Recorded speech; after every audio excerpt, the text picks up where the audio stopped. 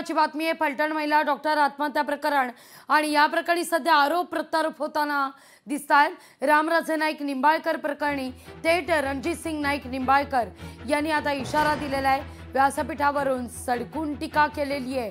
27 पिढ्यांचं नाव घालवलं अशा शब्दात रामराजे निंबाळकर रणजित सिंग नाईक निंबाळकरांवर टीकास्त्र टाकतायत।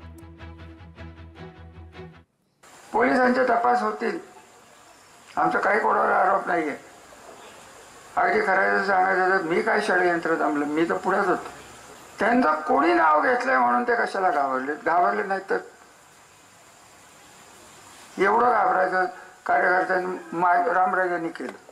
आता तो प्रल्हाद कुठला सुरवडे, त्याला मी आधीच सांगितलं होतं की माझ्या नादाला लागू नको। आता त्याला हिसका दाखवल्याशिवाय मी राहीन का? मला तुम्ही सांगा, काय माझं नाव घ्यायचं, काय संबंध आहे माझं नाव घेण्याचं कोणाचं तरी सांगण्यावर ना?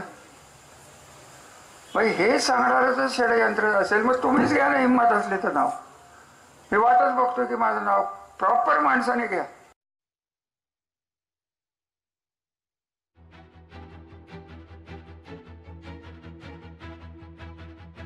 सत्तावीस पिढ्यांचं नाव घालवलं अशा शब्दात रामराजे नाईक निंबाळकर यांनी टीका केलेली आहे।